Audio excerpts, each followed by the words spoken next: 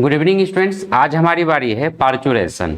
इसके पहले हम लोग बहुत सारा चीज देख लिए। फॉर एग्जांपल फर्टिलाइजेशन देख लिए। First of all sex organ देखे, जिसमें कि male sex organ, female sex organ, फिर मेल गैमिटोजेनेसिस मतलब स्पर्मेटोजेनेसिस, फिर फीमेल गैमिटोजेनेसिस जिसमें कि एग का फॉर्मेशन देखे।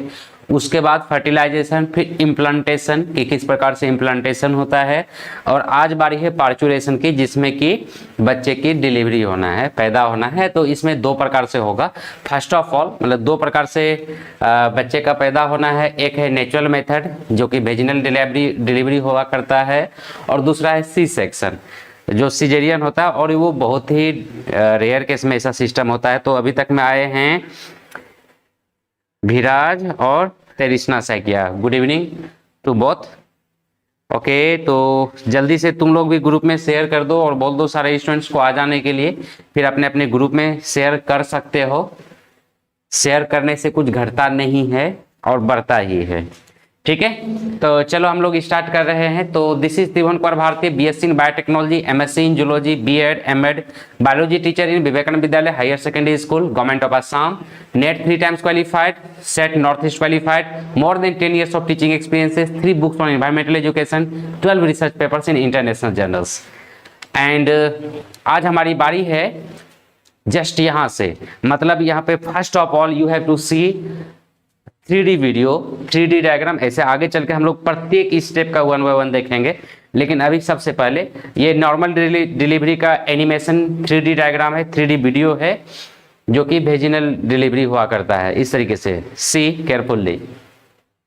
ऐसे प्रत्येक स्टेप्स को आज पूरा का पूरा यही चलना है। पूरा 1 घंटा अभी से लेके इसी के ऊपर हम लोग डिटेल में देखेंगे कि किस तरीके से नेचुरल मेथड। लास्ट क्लास में तुम लोगों को बताए थे कि अब बच्चे को बाहर आना है, बोले तो डिलीवरी होना है, तो ये कौन डिसाइड करता है, कौन इनिशिएट करता है? बच्चा इनिशिएट करता है या माँ इनिशिएट करती है या अपने आप हो जाता है? इसके बारे में डिटेल में आज देखना है हम लोगों को। और ये जो देख रहे हो ये नॉर्मल डिलीवरी है, इसी प्रकार से हुआ करता है। दूसरा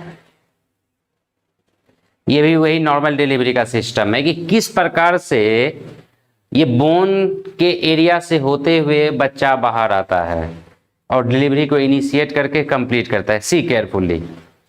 ऐसे प्रत्येक स्टेज को, प्रत्येक स्टेप्स को हम लोग एक एक करके देखेंगे कि किस प्रकार से ये नेचर ने सिस्टम बनाया है कि जब अब बच्चे को लग गया कि अब उसका जो ग्रोइंग बॉडी है, बच्चे का जो ग्रोइंग बॉडी है अब मदर के यूट्रस में नहीं रह सकती, अब उसे बाहर आना जरूरी है, बाहर की दुनिया में आना जरूरी है, क्योंकि अब उसका ग्रोइंग बॉडी को उसकी माँ सपोर्ट नहीं कर पाएगी, और उस सपोर्ट में वैसे कंडीशन में वहाँ पर रहना उसका मुश्किल है। बच्चे एक तरह से जस्ट फर्टिलाइजेशन के दिन से ही, जिस दिन फर्टिलाइजेशन हुआ उस दिन से लेके आफ्टर डिलीवरी, इवन जन्म के बाद भी एक बर्डन है। 9 महीने तक तो माँ के ऊपर बर्डन है।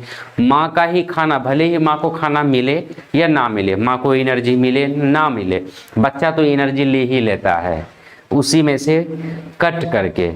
तो ये सिस्टम है हमारा जो नेचर ने बनाया हुआ है। जस्ट जैसे बैक्टीरियोफाज एंटर करता है बैक्टीरिया के ऊपर, वायरस उसी का सारा मशीनरी को यूज करता है, वैसे ही बच्चा इम्प्लांट होता है। यहाँ पर इमोशनली नहीं लेना है, जो मैं बात बोल रहा हूँ इस बात को प्लीज इमोशनली नहीं लेना है, बल्कि यहाँ पर बायोलॉजिकली सोचना है, बायोलॉजिकली लेना है कि ये हमारा सिस्टम है, इस तरीके से हमारा सिस्टम काम करता है। Late us move.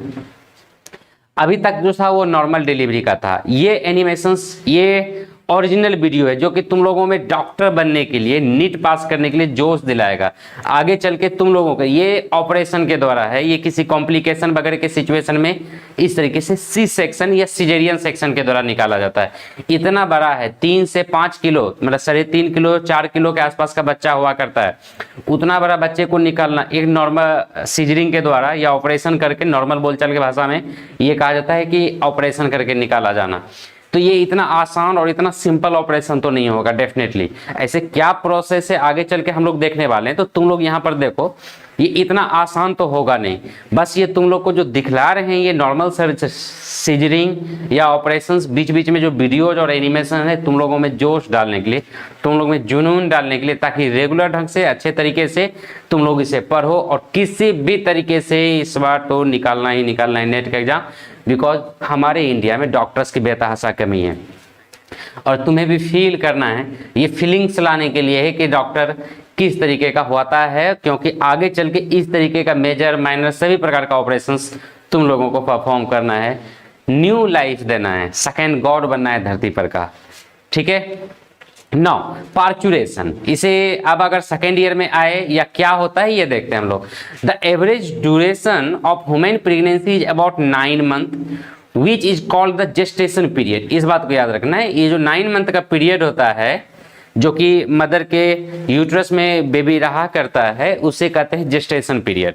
9 मंथ का हुआ करता है, या नॉर्मली इसे अगर कैलकुलेट करना है तो जो लास्ट मेंसेस हुआ था, जो मेंस्ट्रुअल साइकिल ब्लीडिंग होना तो जो लास्ट हुआ था उससे नॉर्मली 40 वीक्स मान लिया जाता है। ये है एस्टिमेटेड डेट ऑफ डिलीवरी, इसी से निकाला जाता है। एस्टिमेटेड 40 वीक कैलकुलेट करके जिस दिन लास्ट पीरियड हुआ था उस दिन से 40 वीक कैलकुलेट किया जाता है और एस्टिमेटेड डेट ऑफ डिलीवरी निकालता है, EDD।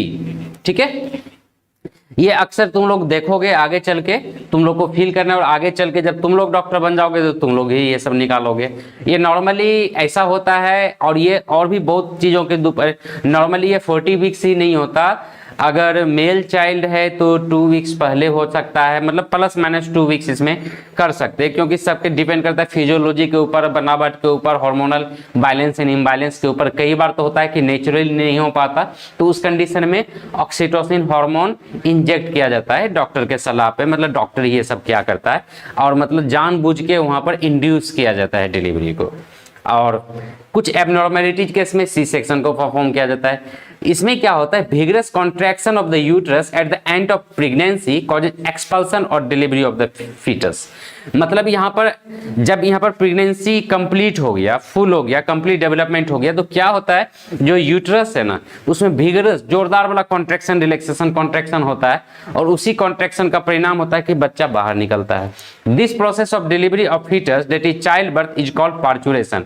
और इस तरीके से जो बच्चे का जन्म होता है, चाइल्ड बर्थ होता है, इसे पार्चुरेशन कहा जाता है। तो स्टूडेंट्स अभी कौन कौन प्रेजेंट है? ओनली विराज और तृष्णा साइकिया, राइट। सिर्फ आज 2 ही स्टूडेंट प्रेजेंट है। ओके, मतलब आज संडे मना रहा है ना, लेकिन संडे के बजाय सैटरडे को छुट्टी रहा था ना। कौन कौन है अभी तक में? मेरे पास तो अभी दिख रहा है विराज और तृष्णा साइकिया, और अभी एक और कोई स्टूडेंट आया, तो वो कौन है? सैटरडे को छुट्टी रहा था, सैटरडे को क्लास नहीं हुआ था, इसीलिए वही मेकअप क्लास है संडे को। ओके, तो हमारा जो बंद रहा करेगा जब तक लॉकडाउन होगा और आगे भी, तो हमारा प्रत्येक सैटरडे को क्लास नहीं होगा, संडे टू फ्राइडे होगा हमारा क्लास। एक सैटरडे को गैप रहा करेगा सभी दिन। और टाइमिंग है हम लोग का जो क्लासेस होगा, क्लासेस का टाइमिंग है सिंपल है, याद रखने का तरीका। क्लास 12 का क्लास होगा 7 PM से प्रत्येक दिन एक्सेप्ट सैटरडे, और क्लास 11 का क्लास होगा हम लोग का 9 PM से, Sunday to Friday, Saturday gap रहेगा। Okay, let us move. तो यहां पर हम क्या देखें कि प्रेगनेंसी जो 9 महीने का बच्चा रहा करता है पेट में, इस पीरियड को जेस्टेशन पीरियड कहेंगे। नॉर्मली ये 40 वीक्स का होता है, जिसमें कि प्लस माइनस 2 वीक हो सकता है, ये एवरेज है। उसमें क्या होता है, विगरस कॉन्ट्रैक्शन होता है यूट्रस के वॉल में। जब मैच्योरेशन हो जाता है, बच्चे का कंप्लीट डेवलपमेंट हो जाता है यूट्रस के अंदर, तो जो कॉन्ट्रैक्शन का प्रोसेस होता है जोरदार वाला, उसी प्रोसेस से वो एक्सपेल हो जाता है, बच्चा बाहर आ जाता है, और इस प्रोसेस को कहते हैं पार्चुरेशन। ठीक है, तो डिटेल देखते हैं। At the end of gestation, a typical uterus has grown from 7.5 centimeter in length and 30 to 40 grams in weight to, मतलब नॉर्मल जो होता है जिसमें कि प्रेगनेंसी नहीं होता, उस समय यूट्रस का वेट साइज होता है ओनली 7.5 सेंटीमीटर का, हम लोग पहले भी देखें, और इसका वेट होता है 30 to 40 ग्राम। जो कि प्रेगनेंसी के टाइम में इसका वेट साइज बढ़ जाता है, 30 सेंटीमीटर लंबा हो जाता है और लगभग एक किलो 100 ग्राम वेट हो जाता है इसका, मतलब 30 से 40 ग्राम से बढ़ के 1 किलो 100 ग्राम वेट हो जाता है। और साइज भी 7.5 सेंटीमीटर से 30 सेंटीमीटर लंबा हो जाया करता है। द यूट्रस में then contain 2 litres of fluid plus foetus and placenta for a total weight of रफली 6 to 7 किलोग्राम। मतलब सब कुछ को अगर मिला तो 2 लीटर लगभग फ्लूइड होता है, एमनियोटिक फ्लूइड, प्लस उसमें फीटस रहता है और साथ ही साथ प्लासेंटा का वेट होता है। तो सारा वेट को अगर मिला दो तो 6 से 7 किलोग्राम का वेट होता है। और उस समय फीमेल आराम से, मतलब आराम से नहीं, थोड़ा डिफिकल्टी के साथ कैरी करती है और वही यूट्रस का ये सारा चीज से कंट्रोल करता है। जबकि नॉर्मली अगर देखें एक नाशपाती के साइज का हुआ करता है, ये जो होता है साइज यूट्रस का नॉर्मली एक नाशपाती के साइज का होता है, लेकिन जब ये ग्रो करता है प्रेगनेंसी में तो 6 से 7 किलो मतलब लगभग 30 सेंटीमीटर लंबा हो जाता है।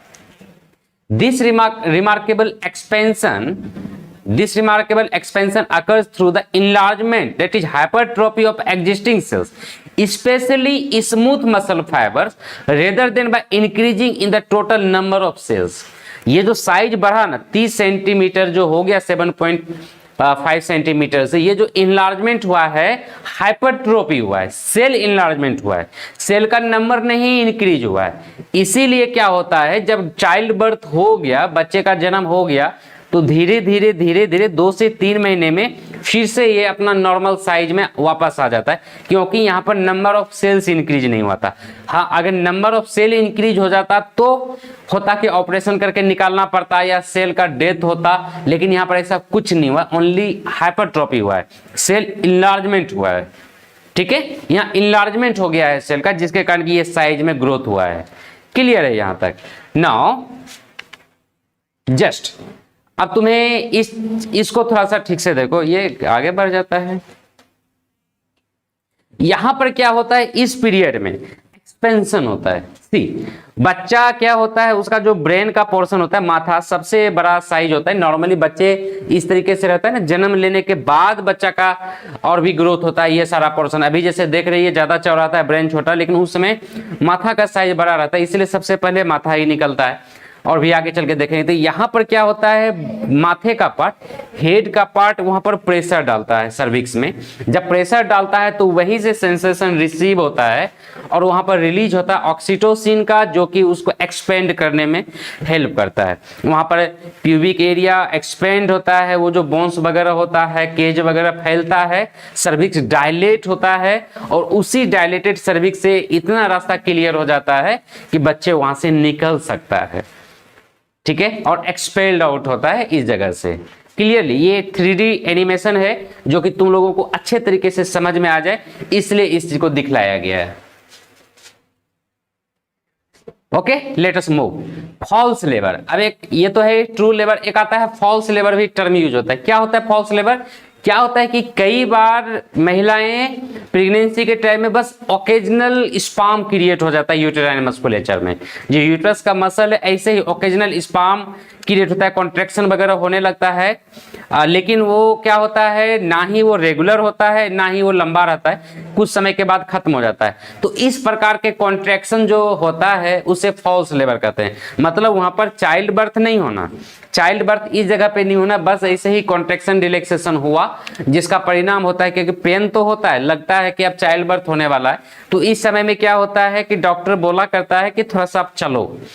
अब है क्या कि रेगुलर इंटरवल पे है, ये देखा जाता है क्या वो रेगुलर इंटरवल पे है, क्योंकि जो ट्रू लेबर होता है ना उसमें रेगुलर इंटरवल पे कॉन्ट्रैक्शन होता है, रह रह के होता है और जोरदार वाला हुआ करता है। लेकिन चलने बुलने के बाद यहाँ पर देखा जाता है अगर रेगुलर है तो, लेकिन अगर रेगुलर नहीं है और ना ही वो लगातार रहने वाला है तो इसका मतलब वो फॉल्स लेबर है। डॉक्टर कहता है कि अभी ऐसा चिंता की कोई बात नहीं, आगे चल के तुम लोग भी डॉक्टर बनोगे तो तुम्हें भी ऐसा बात आएगा अगर गायनिकोलॉजिस्ट बनोगे तो। और अगर गायनिकोलॉजिस्ट नहीं भी बनते हो, कुछ दूसरा भी बनोगे, तो फर्स्ट ईयर में ये सारा चीज पढ़ना पड़ेगा। जब तुम लोग मेडिकल कॉलेज में चले जाओगे तो जो यहाँ पर पढ़ रहे हो ना ह्यूमन फिजियोलॉजी पार्टिकुलरली, जो फर्स्ट ईयर का फर्स्ट सेमेस्टर का जो सिलेबस मिलेगा तुम्हें, वो तुम्हें याद आएगा। अगर यहाँ पर अच्छे तरीके से पढ़ लिया और अच्छे तरीके से पढ़ोगे तभी मेडिकल कॉलेज में भी जाओगे, ऐसे मेडिकल कॉलेज तो सपना रह जाएगा तुम लोगों की। तो तब जाके वहां पर पता चलेगा कि जो फर्स्ट सेमेस्टर का है ना, मैक्सिमम चीज तो तुम पहले से जानते हो, भारती सर के द्वारा पहले पढ़ चुके हो, वहां पर पढ़ने की तुम्हें कोई जरूरत ही नहीं पड़ेगी। सारा बुक्स वहां पर तुम्हें यूं ही बस पढ़ते जाओगे, सब कुछ तुम्हें क्लियर होते चला जाएगा। If in false labor, pain is felt in the abdomen at irregular intervals, but it does not intensify, and walking does not alter it significantly. There is no sow and no cervical dilation. मतलब यहाँ पर क्या होता है, अभी just हम बताए कि डॉक्टर बोलेगा कि थोड़ा सा चल के देखो, क्या ये लगातार रहता है, रेगुलर इंटरवल पे है क्या, ये एब्डोमिनल जो पेन है रेगुलर है क्या, अगर रेगुलर नहीं है, इरेगुलर है, मतलब ये फॉल्स है, और साथ ही साथ चलने से कोई फर्क नहीं पड़ रहा, जबकि अगर ट्रू लेबर रहेगा तो चलने से वहां पर फर्क पड़ेगा। और दूसरा क्या होता है यहाँ पर सो होता क्या है कि सर्विकल रीजन डायलेशन हो जाता है जब चाइल्ड बर्थ होने का रहता है तो, और बैग लाइक स्ट्रक्चर बनता है जिसे कि सो कहा जाता है, अलग अलग जगह अलग अलग नाम होता है उसका, तो वो नजर आने लगता है। तो यहाँ पर ऐसा कुछ चीज फॉर्मेशन नहीं होता, ये क्लियर कर देता है this is the false labour. अब अगर ये फॉल्स लेबर है तो फिर ट्रू लेबर क्या होता है, अपने को ये भी जानना है ना। तो ट्रू लेबर क्या होता है, true labour begins when biochemical and mechanical factors reach a point of no return. True labour create होता है जब बायोकेमिकल चेंजेज कुछ इस प्रकार से होता है कि अब वहां से वापस नहीं आना है, मतलब जैसे वहां पर क्या था, इरेगुलर था, यहाँ पर है कि स्टार्ट हो गया ना रिएक्शन, अब वापस नहीं किया जा सकता। After 9th month of gestation multiple factors interact to initiate true labour. जब 9 महीना पूरा हो गया, कंप्लीट डेवलपमेंट हो गया बच्चे का, तो यहाँ पर एक नहीं कई सारा फैक्टर्स काम करता है जो कि इनिशिएट करता है ट्रू लेबर को। Once labor contractions have begun in the myometrium, positive feedback ensures that they will continue until delivery has been completed.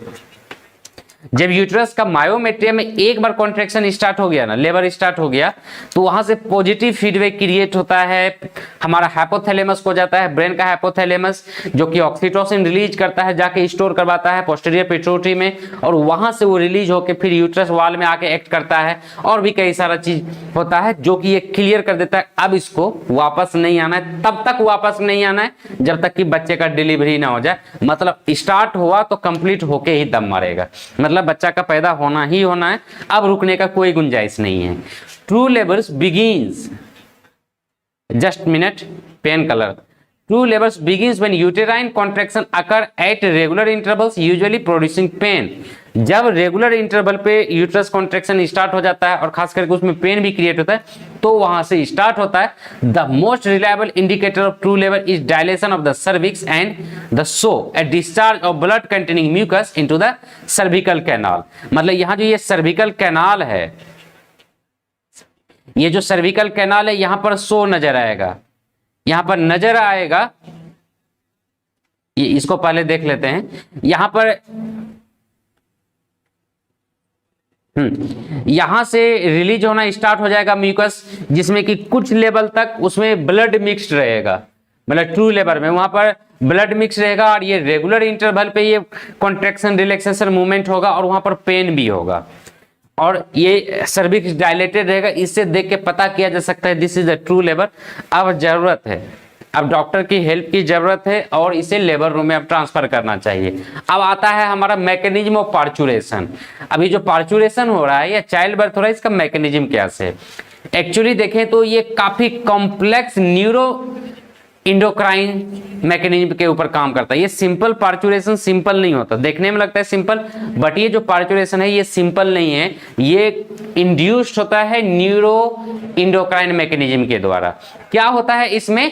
Signal for parturition originate from the fully developed foetus and placenta, दोनों का मतलब placenta और foetus का मिली भगत होता है। यहाँ पर माँ का कोई योगदान नहीं होता, नाइदर इन नॉर्मल केस ना इन एबनॉर्मल, मतलब सी सेक्शन में। जहाँ पर सी सेक्शन है वहाँ तो डॉक्टर डिसाइड करता है कि किस दिन बच्चे का जन्म होना है, और जो नॉर्मल केस होता है वहां पर प्लासेंटा और फुल्ली डेवलप्ड फीटस ये दोनों मिलकर डिसाइड करता है कि किस समय मतलब किस समय चाइल्ड बर्थ होना है, किस तरीके से होना है। बोले तो यहाँ पर मदर का नोज से, मतलब एक तरह से कहो मदर होस्ट ही है, मदर होस्ट है, घोस्ट तो ये बच्चा और प्लासेंटा है जो दोनों मिलके चला रहा है, एक तरह से बर्डन, मैकेनिकल बर्डन भी प्रोवाइड कर रहा है और भी मैं बार बार बोल रहा हूँ, यहाँ इमोशनली नहीं ले लेना है किसी को कि ऐसा बात बोला जा रहा है बच्चों के बारे में, यहाँ पर प्लीज इमोशनली नहीं लेना है। This is biologically, you have to think biologically because you are going to become a greatest doctor of the world.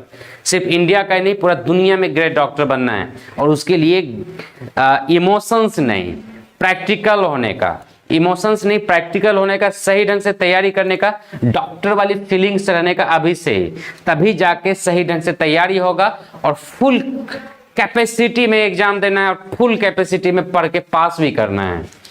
There is induction of mild uterine contraction called the fetal ejection reflex। यहाँ पर क्या होता है, first of all mild uterine contraction होता है जो कि fetal ejection reflex कहलाता है। This trigger release of oxytocin from the maternal pituitary. यहाँ पर मैटरनल पिट्यूटरी ऑक्सीटोसिन रिलीज करता है, ना कि मतलब जैसे बताए जब बच्चा अपना हेड पोर्शन को वहां पर पुश करता है तो वहां से क्या होता है, ऑक्सीटोसिन रिलीज होता है मैटरनल पिट्यूटरी से, बच्चे का पिट्यूटरी नहीं, मैटरनल पिट्यूटरी से, और वहीं से स्टार्ट हो जाता है। Oxytocin acts on the uterine smooth muscles and causes stronger uterine contraction which in turn stimulate further secretion of oxytocin. अब यहाँ पर ऑक्सीटोसिन क्या होता है, smooth muscles, uterine smooth muscle, uterus का जो स्मूथ मसल है उस पर एक्ट करता है, और जिसका परिणाम क्या होता है, जोरदार तरीके से यूट्रस का कॉन्ट्रैक्शन होना स्टार्ट हो जाता है, और वो आगे फिर से जब वहां पर यूट्रस का कॉन्ट्रैक्शन हुआ फिर से वो ऑक्सीटोसिन रिलीज होने के लिए पिट्यूटरी को स्टिमुलेट करता है, बोले तो पॉजिटिव फीडबैक यहां पर काम करता है। Stimulatory reflex between the uterine contraction and oxytocin secretion continued, resulting in stronger and stronger contraction। अब यहाँ पर चूंकि पॉजिटिव फीडबैक आ रहा है तो परिणाम क्या हो रहा है कि जितना यहाँ पर कॉन्ट्रैक्शन हो रहा है उतना ही ज्यादा ऑक्सीटोसिन रिलीज हो रहा है और उतना ही ज्यादा यहाँ पर रिफ्लेक्स काम कर रहा है, और भी ज्यादा कॉन्ट्रैक्शन होना स्टार्ट होता है और बेबी यहाँ पर पुश आउट होता है, मतलब तो इफ्लक्स होना स्टार्ट होता है। This leads to expulsion of the baby out of the uterus through the birth canal. मतलब जो कि सर्विक्स बोल रहे थे, सर्विक्स एंड वेजिना, अब वो कहलाएगा बर्थ कैनाल। और ये जो लगातार कॉन्ट्रैक्शन पे कॉन्ट्रैक्शन, ऑक्सीटोसिन रिलीज हो रहा है, बढ़ रहा है रिलीज, और कॉन्ट्रैक्शन हो रहा है, परिणाम हो रहा है कि बर्थ कैनाल होते होते बेबी पुल आउट हो जाता है।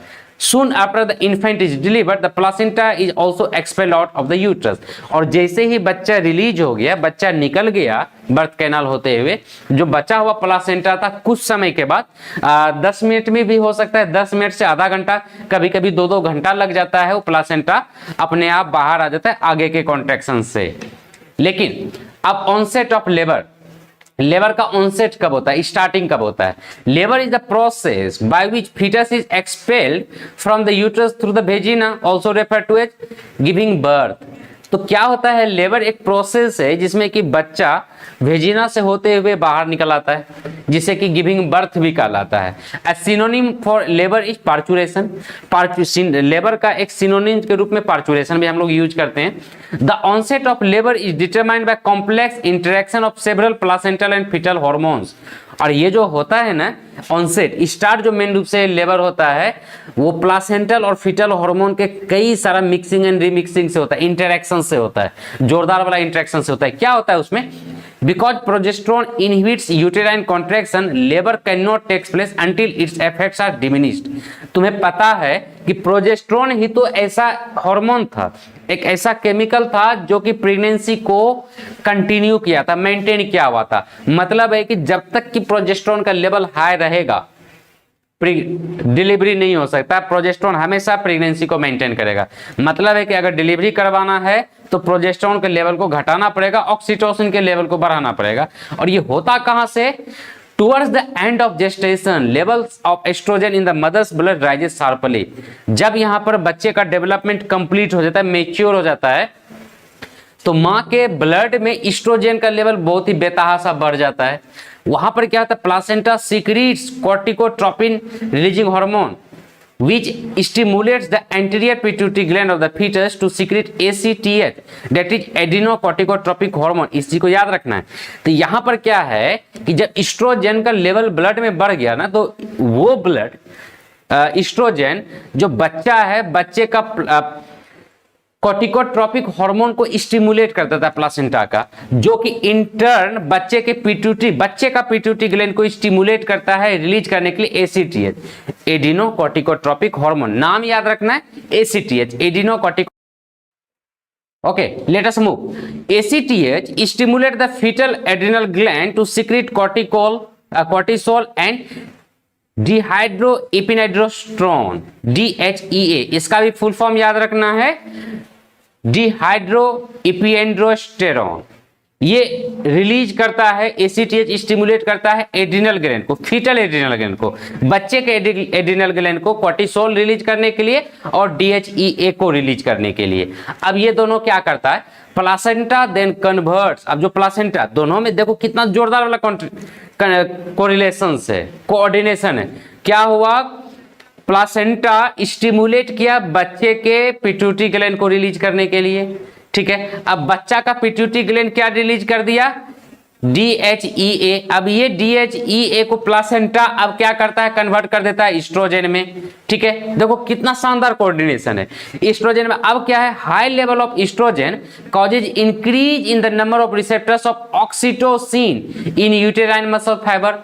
अब है क्या कि मान लो ऑक्सीटोसिन ज्यादा रिलीज हो गया, लेकिन उसका जो रिसेप्टर होता है वो रिसेप्टर ही नहीं उस पर एक्ट करने के लिए, तो क्या वो काम कर पाएगा क्या, नहीं ना। तो उसके लिए क्या होता है कि ईस्ट्रोजन ज्यादा से ज्यादा बनता है प्लासेंटा के द्वारा। अब ये ईस्ट्रोजन क्या करता है कि यूटेराइन मसल्स में ज्यादा से ज्यादा रिसेप्टर को क्रिएट कर देता है जो कि ऑक्सीटोसिन को रिसीव करे, और परिणाम क्या होता है, this causes uterine muscles fibres to form gap junction with one another.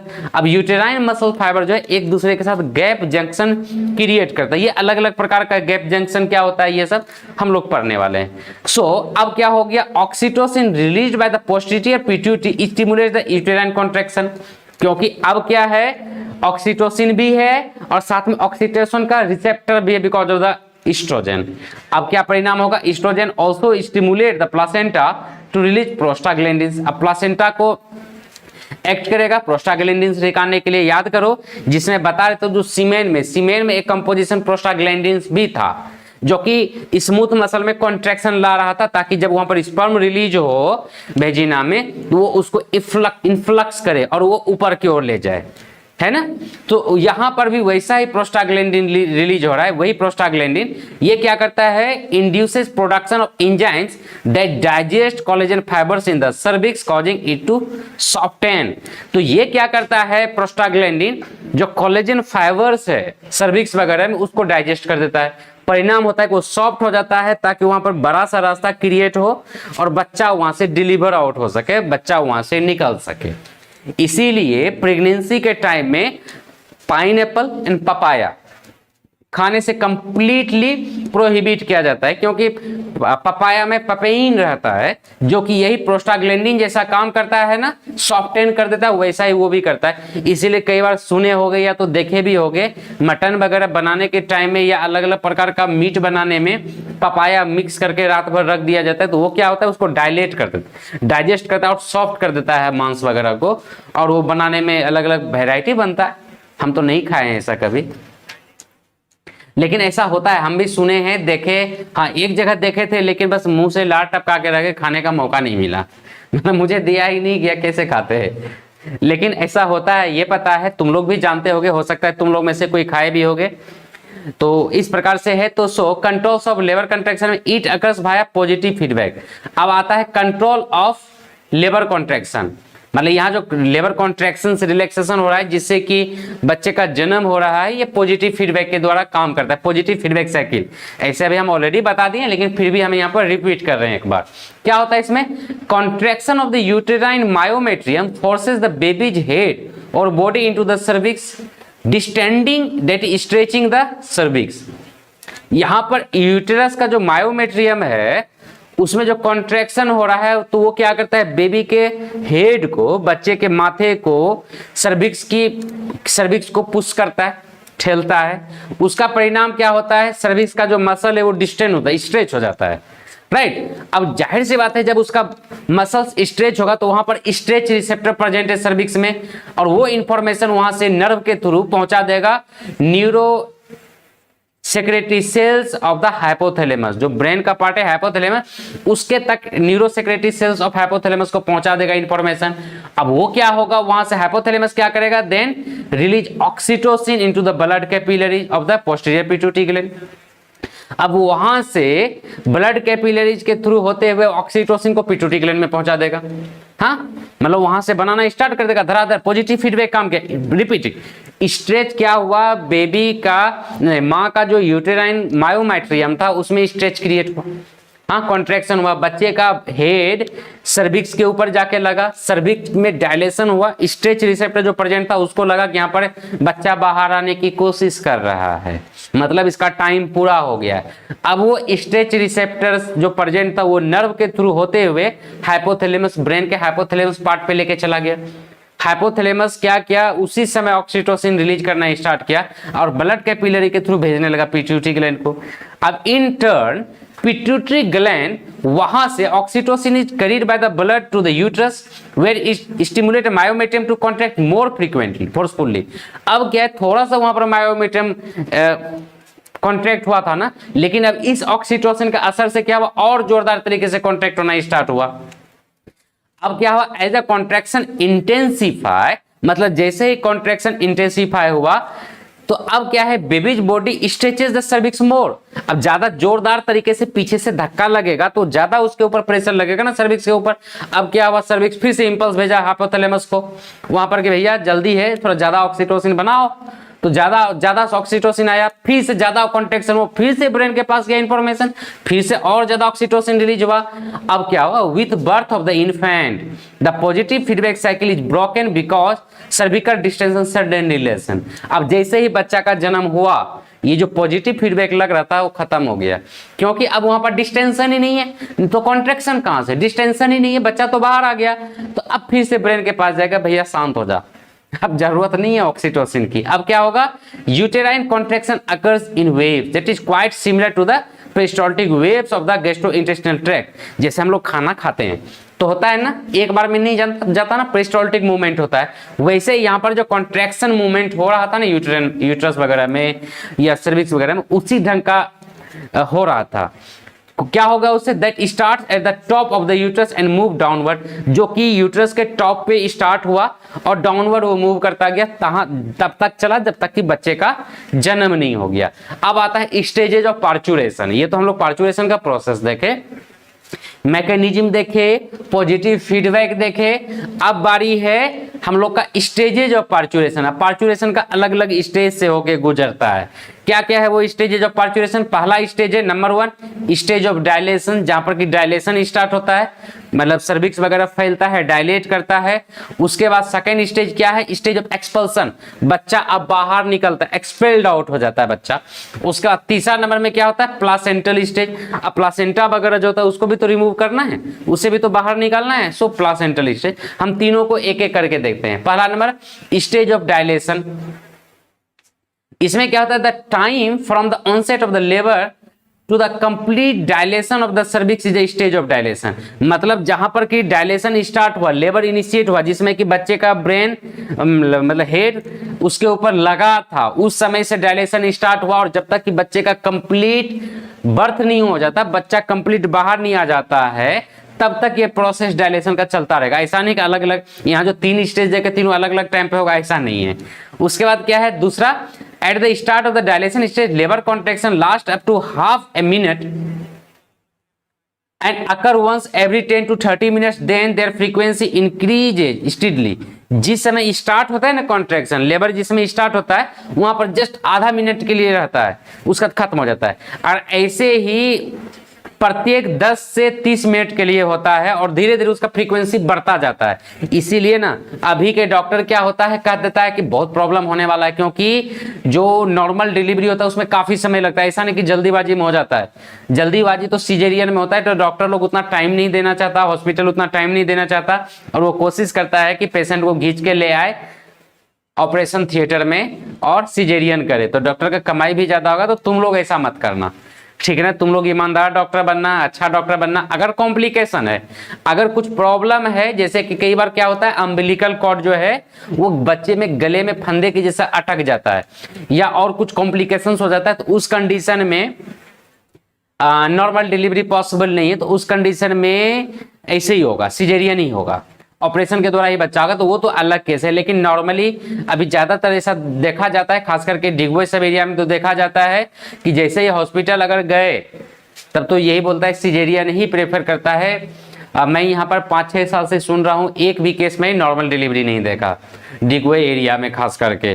तो ऐसा सिचुएशन नहीं होना चाहिए। ये जो सिजेरियन बनाया गया है, जो डेवलप किया गया है सिजेरियन सिस्टम, ये एबनॉर्मेलिटीज के केस में, बट नॉर्मल केस में नहीं। और ऐसे और डॉक्टर इसलिए भी प्रेफर करता है क्योंकि यहाँ पर नॉर्मल में जैसे देख लो, पहला बार जब कॉन्ट्रैक्शन हुआ था तो आधा मिनट के लिए रहा, हाफ मिनट के लिए रहा, उसके बाद 10 से 30 मिनट के लिए बंद हो गया, फिर से हुआ, फिर से बंद हो गया, और ऐसे धीरे धीरे उसका फ्रीक्वेंसी बढ़ते जाता है। ये तब तक चलते जाता है जब तक कि बच्चे का जन्म ना हो। It is typically last for 6 to 12 hours and includes regular contraction of the uterus. ये जो है 6 से 12 घंटा भी इसमें लग सकता है, मतलब मिनिमम 6 मैक्सिमम 12 घंटा लग सकता है। इसमें क्या क्या होता है, पहला regular contraction of the uterus, uterus का लगातार कॉन्ट्रैक्शन होता है। उसके बाद क्या होता है, rupturing of the amniotic fluid. Amniotic fluid जहां पर कि बच्चा पैक में है, हम लोग लास्ट क्लास में भी देखे थे। अगर तुम लोग लास्ट क्लास को नहीं देखे हो तो my future doctors last class को भी देख लो, और ऑलरेडी 9 क्लास हो चुका है, ये क्लास नंबर 10 है। तो अगर पुराना क्लास नहीं देखो तो देख लो, क्योंकि सब एक दूसरे से रिलेटेड है, चैप्टर एक ही है। हाँ, चैप्टर चेंज हो जाएगा तो थोड़ा अलग होगा, लेकिन ये चैप्टर हो गया रिप्रोडक्शन इन ह्यूमन और दूसरा रिप्रोडक्टिव हेल्थ, ये दोनों चैप्टर काफी इंट्रिकेटली रिलेटेड है। इसीलिए अगर पीछे का चीज छूट गया है तो तुम देख लो, और अगर पॉसिबल हो, डेफिनेटली तुम लोग से पॉसिबल है, ज्यादा से ज्यादा हमारे इस क्लासेस को शेयर करो ताकि सभी तक हमारा ज्ञान पहुंच सके। ठीक है, तो rupturing of the amniotic sac. अब एमनियोटिक सैक यहाँ पर डायलेशन के टाइम में रप्चर कर जाएगा, फ्लूइड बाहर होने लग जाएगा। Complete dilation to 10 centimetre of the cervix. अब यहाँ जो सर्विक्स था जो कि एकदम छोटा सा पिन साइज का था, अब उसका डायलेशन स्टार्ट हुआ और 10 सेंटीमीटर तक वो डायलेट हो जाता है ताकि बच्चा वहां से स्विफ्टली आउट हो सके। ठीक है, late in this stage the amniochorionic membrane ruptures. और बाद में क्या होता है, एमनियोकोरियोनिक मेम्ब्रेन टूट जाता है। An event sometimes referred to as having one's water break. और कई बार इसी चीज को बोला जाता है कि पानी टूट गया, वाटर ब्रेक हो गया। कई बार अंदर में ही टूट जाता है लेट होने के कारण, डिले होने के कारण। If the amniotic sac does not rupture spontaneously, it is ruptured intentionally. कई बार क्या होता है कि अगर अपने आप नहीं टूटता है, एमनियोटिक सैक अगर नहीं टूटता है, तो उसको डॉक्टर्स के द्वारा या जो दाई होती है डिलीवरी में हेल्प करने के लिए, वो उसको तोड़ दिया करता है। देखो यहाँ पर, तो अब यहाँ पर जो detail expulsion and phasing out देखे वो इस प्रकार से होता है। क्लियरली देखो, ऐसे हम लोग इस वीडियो को, इस एनिमेशन को ऑलरेडी देख चुके हैं, लेकिन फिर से देखो क्या होता है यहाँ पर, सर्विक्स का डायलेशन एंड इट्स इफेक्ट। क्या था, पहले ये जस्ट पिन साइज का था, छोटा सा था, एकदम पिन साइज समझ लो, बस डॉट जैसा था। लेकिन यहां पर ये सब का जो असर पड़ता है ना ऑक्सीटोसिन वगैरह को, वो फैलता है और 10 सेंटीमीटर तक वो फैल सकता है। उसका साइज एक्सटेंड होके 10 सेंटीमीटर तक फैल सकता है, और ये 10 सेंटीमीटर तक जो फैलता है ताकि वो बच्चे वहां से निकल सके, और इस प्रकार से बच्चा बाहर आता है। ठीक है, late us move. If rupturing occurs before other events of dilation stage, the life of the fetus may be at risk from infection। अगर समय के पहले, मतलब अगर होता है ना कि जब बाहर आने के बाद निकलना होता है, लेकिन अगर अंदर में ही अगर ये टूट चुका है, डायलेशन के बीच में ही अगर मेम्ब्रेन टूट चुका है, तो उस कंडीशन में कई बार कई प्रकार का इन्फेक्शन का भी डर रहता है, वो काफी रिस्की केस होता है। If the risk is sufficiently great, labour can be induced. अगर ज्यादा रिस्क है, मतलब कई बार होता है ना कि होता ही नहीं, तो वैसे केस में लेबर को इंड्यूस करवाया जा सकता है, और करवाया जाता है मतलब, और उसमें क्या होता है, ऑक्सीटोसिन को इंजेक्ट किया जाता है बॉडी में। ऑक्सीटोसिन को इंजेक्ट करके यहाँ पर लेबर इनिशिएट किया जाता है। अगर ज्यादा डिले हो रहा है, जैसे कि 40 वीक्स का बात है, 40 वीक्स से बहुत ही ज़्यादा टाइम निकल गया, तो ऐसे कंडीशन में कई सारे कॉम्प्लिकेशंस हो सकता है, अंदर में ही वो एम्नियोटिक फ्लूइड लीक हो सकता है, ऐसे कंडीशन में काफ़ी रिस्की होगा, तो इसीलिए वहाँ पर वैसे कंडीशन में इंड्यूस किया जाता है लेबर को। ठीक है, the time that is 10 minutes to several hours from complete cervical dilation to delivery of the baby is the stage of expulsion. अब 10 मिनट से लेके कई घंटों तक का हो सकता है, कई बार तो पूरा का पूरा दिन लग जाता है, 24 का 24 घंटा लग जाया करता है। तो 10 मिनट से लेके जहां से कि एक्सपेंशन स्टार्ट हुआ, जहां से कि सर्विक्स का फैलना स्टार्ट हुआ, उस समय से लेके बच्चे का जन्म तक के प्रोसेस को डायलेशन कहते हैं, मतलब जब तक कि बच्चा एक्सपेल ना हो जाए। ठीक है, मतलब डायलेशन भी यही बात बोले थे, डायलेशन से लेके बच्चा जन्म तक, एक्सपल्सन स्टेज ऑफ एक्सपल्सन भी यही बोल रहे हैं, डायलेशन जहां से स्टार्ट हुआ वहां से लेके बच्चे का जन्म तक को हम कहेंगे स्टेज ऑफ एक्सपल्सन। क्लियर है? इन this stage contraction reach maximum intensity occurring at perhaps 2 और 3 minutes intervals and lasting a full minute.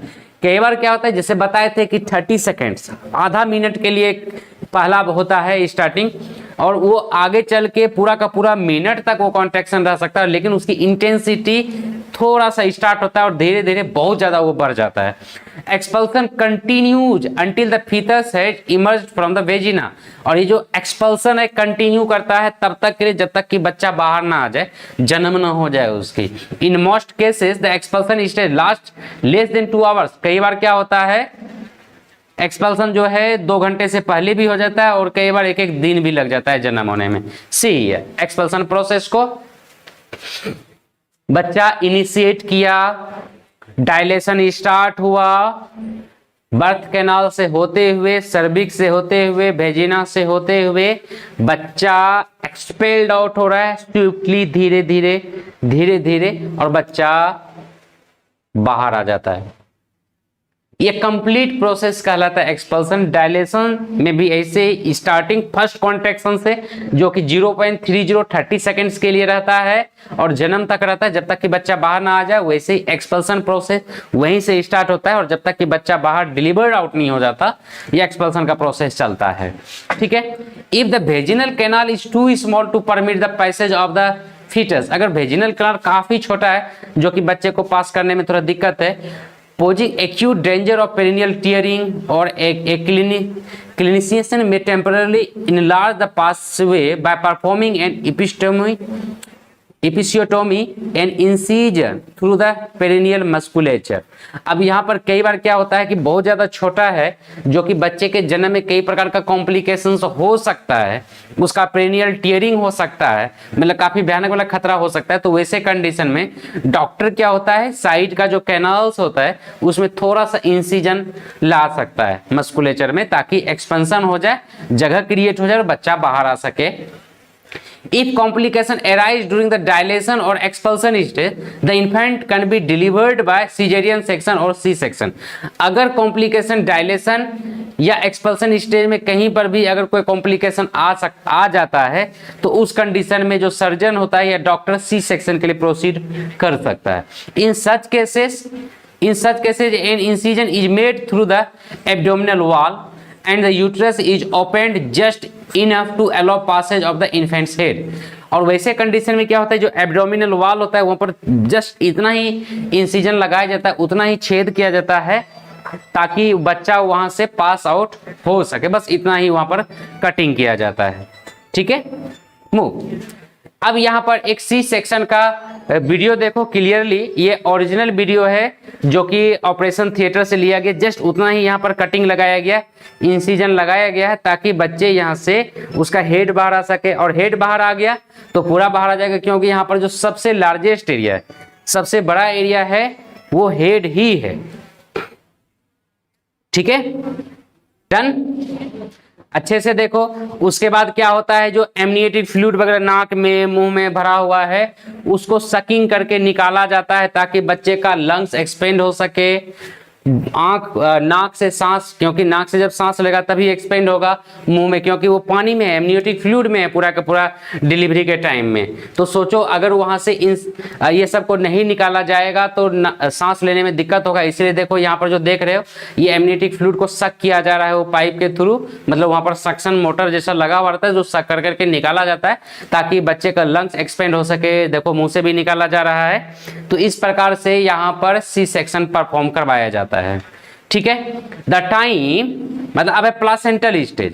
Placental stage the time that is 5 to 30 minutes और more after delivery until the placenta और afterbirth is expelled by powerful uterine contraction is the placental stage. मतलब यहाँ पर 5 से मतलब जब बच्चा का जन्म हो गया तो 5 से 10 मिनट या उससे भी ज्यादा ये तब तक का टाइम है जब तक कि आफ्टर बर्थ, जिसको कि प्लासेंटा या आफ्टर बर्थ कहा जाता है, वो शरीर से बाहर ना निकल जाए फिर से कॉन्ट्रैक्शन यूटेराइन कॉन्ट्रैक्शन के द्वारा। This contraction also constrict blood vessels that were torn during delivery reducing the likelihood of haemorrhage. और ये जो कॉन्ट्रैक्शन होता है ना, क्योंकि उसके पहले क्या था, उसी में ब्लड वेसल जुड़ा हुआ था जो ब्लड वेसल बच्चे को सप्लाई कर रहा था ना, हाँ प्लासेंटा।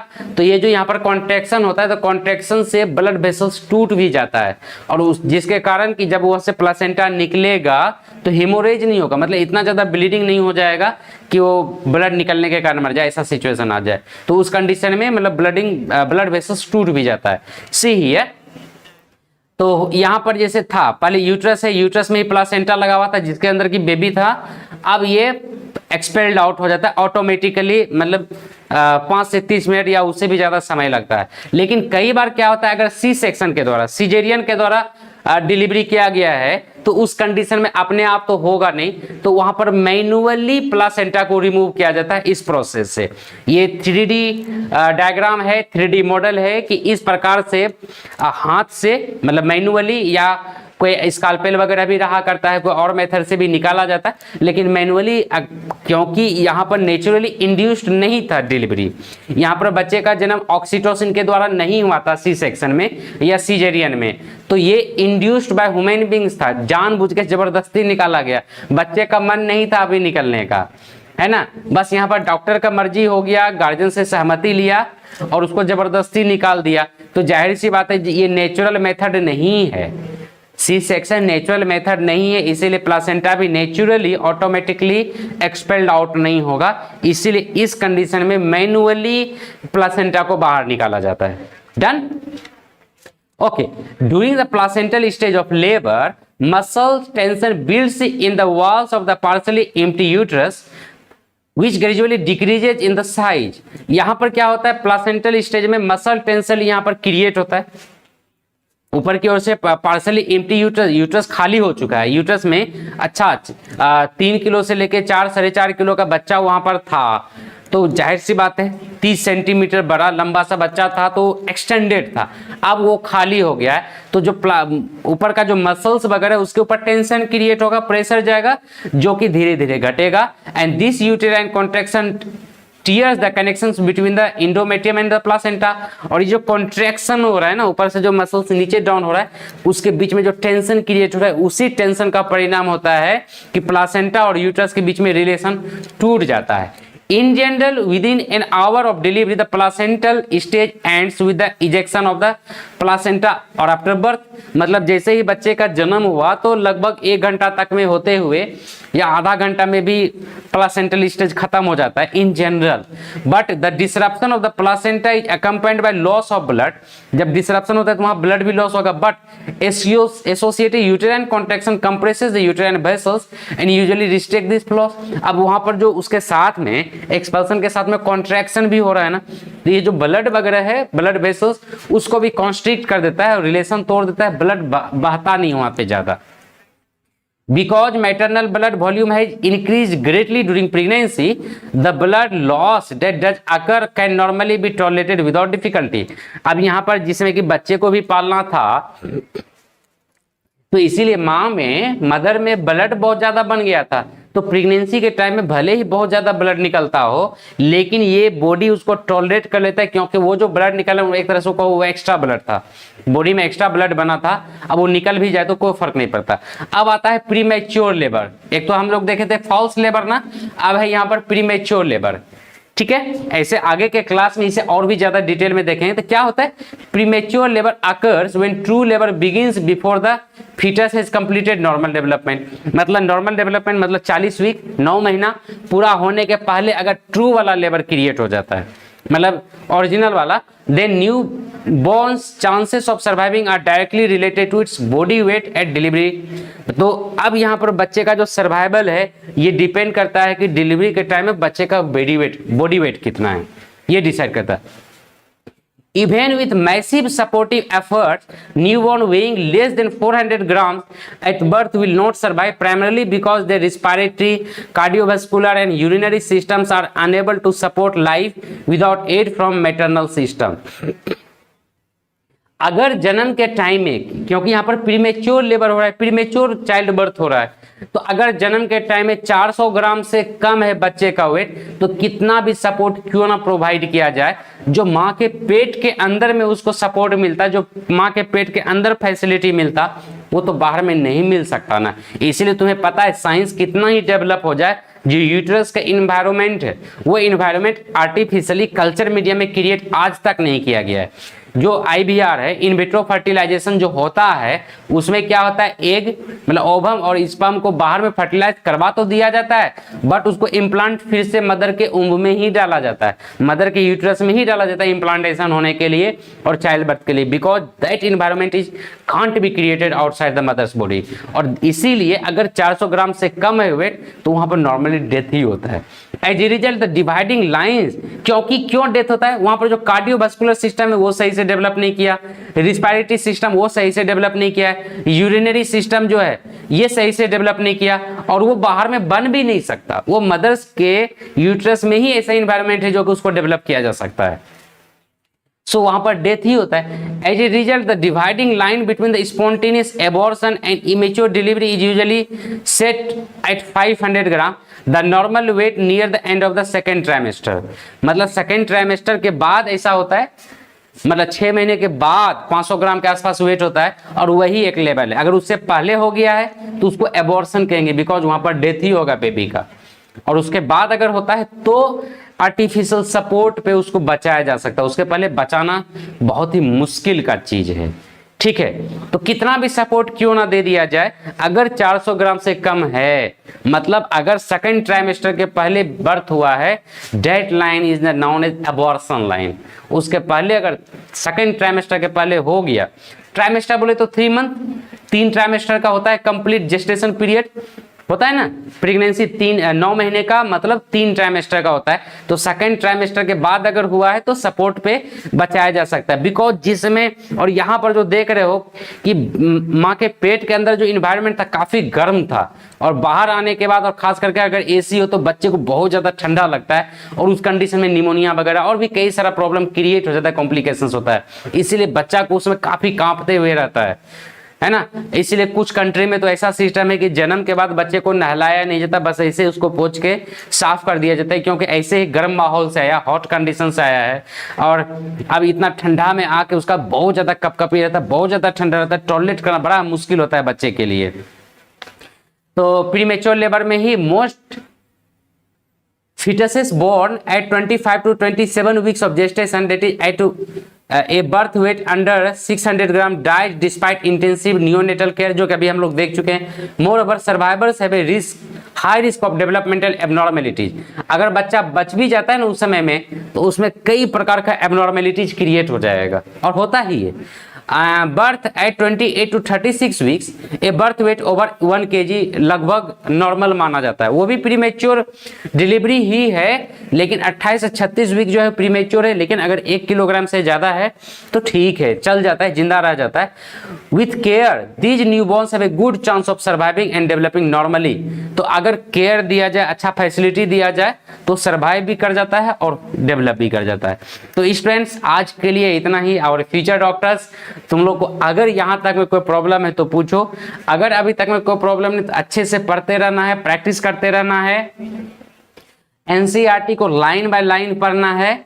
और इस जो अभी जो पढ़े हो इसका पीडीएफ कुछ समय के बाद, कुछ देर के बाद जैसे ये वीडियो अपलोड हो जाएगा तुमको इसका पीडीएफ भी मिल जाएगा। इसके अलावा तुम्हें किसी चीज की जरूरत नहीं है, जरूरत है एनसीईआरटी की प्रीवियस ईयर क्वेश्चन पेपर की, जो कि तुम्हें ज्यादा से ज्यादा प्रैक्टिस करना है। हमारे इस क्लासेस को ज्यादा से ज्यादा शेयर करो, क्योंकि विद्या बांटने से बढ़ता है, घटता नहीं है, ठीक ना। तो तुम लोग को ज्यादा से ज्यादा शेयर करना है ताकि हमारे साथ ज्यादा से ज्यादा स्टूडेंट जुड़े और हम लोग अच्छे तरीके से, क्योंकि जब ज्यादा स्टूडेंट रहेगा तभी हम लोग मेंटी क्विज स्टार्ट कर पाएंगे प्रत्येक क्लास के बाद। जैसे अभी क्लास कंप्लीट हुआ, अब मेंटी क्विज स्टार्ट होना था जिसमें कि 10 से 15 क्वेश्चन हम लोग प्रत्येक दिन देखा करेंगे। तो ठीक है स्टूडेंट, तुम लोग शेयर करो और पढ़ाई करते रहो, बिकॉज इस बार किसी भी कंडीशन में तो निकालना ही है नीट। Okay bye.